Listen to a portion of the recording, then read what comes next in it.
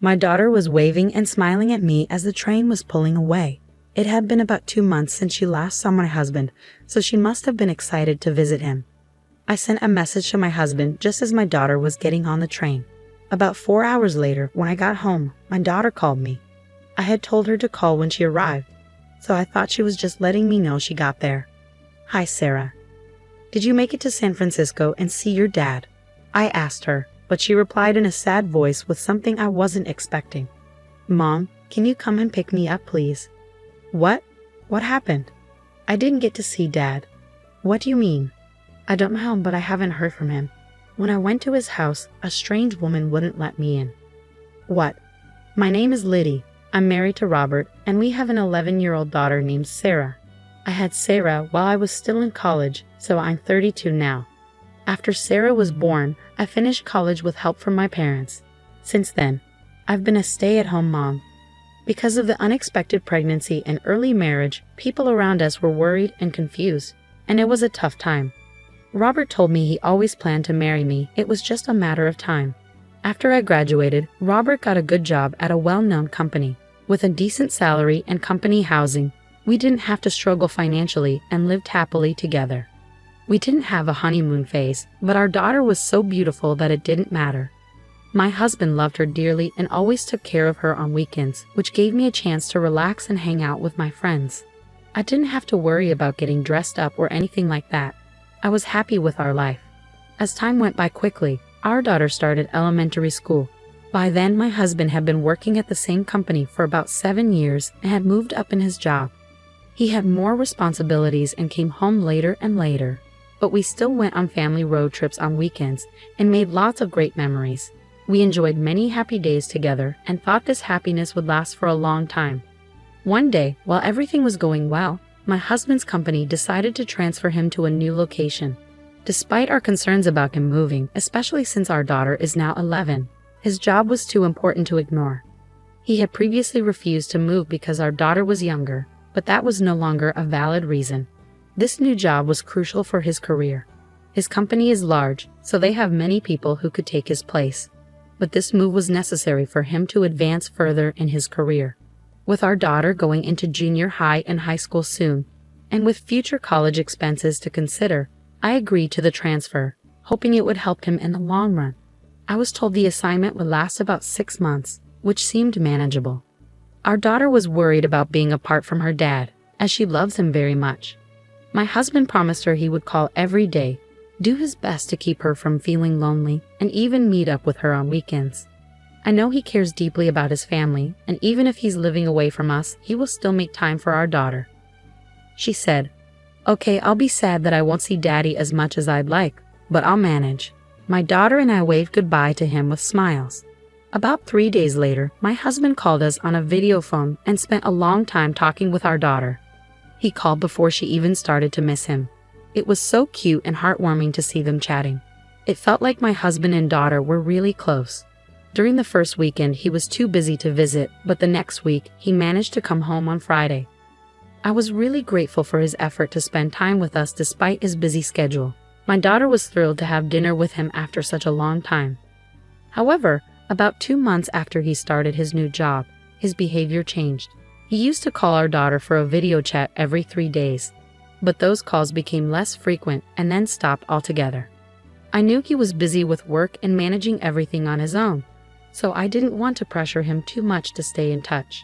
I figured once he settled into his new job, he'd have more chances to socialize with his colleagues. Even though I didn't push him to call, his contact with us became rare, and he started coming home less often.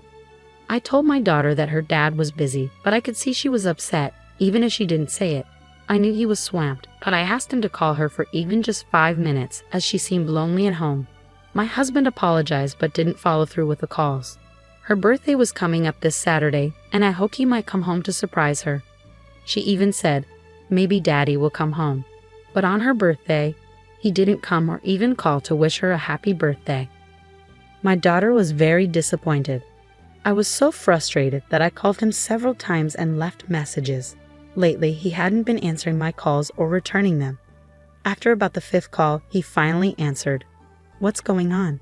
You've been calling me a lot. What are you doing? What do you mean?" It was Sarah's birthday today. It's Saturday and you didn't come home or even call to wish her a happy birthday. Oh, I'm really sorry about that. Sarah hasn't seen you in a long time. She was looking forward to seeing you for her birthday. Tell her I'm very sorry and that I wish her a happy birthday. No matter what I said, all he did was apologize. I was so angry that I hung up the phone and sent him a message saying, "Please think about your daughter and take better care of her.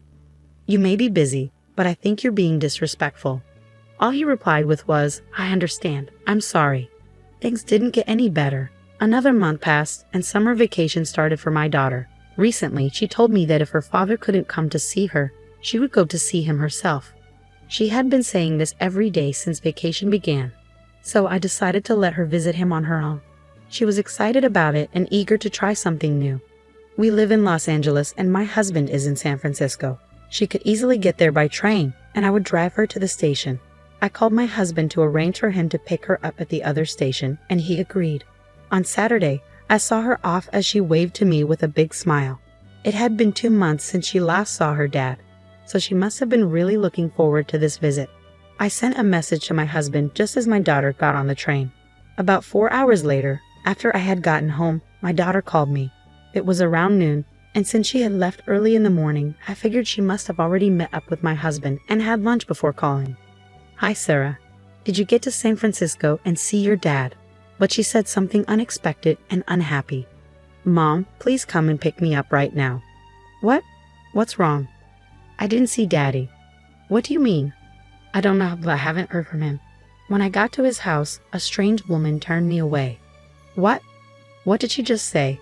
"I needed to pick up my daughter as soon as possible." "Where are you?" "I'm back at the San Francisco station. I'm hanging out in a fast food restaurant for now." I quickly got in the car and drove to the station. There, I bought a ticket and took the next train to San Francisco.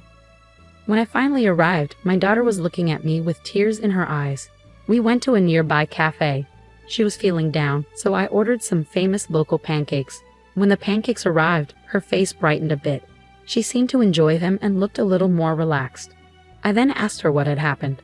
According to her story, she couldn't reach my husband at all when she arrived at the San Francisco station. She waited for about 30 minutes, but he never showed up.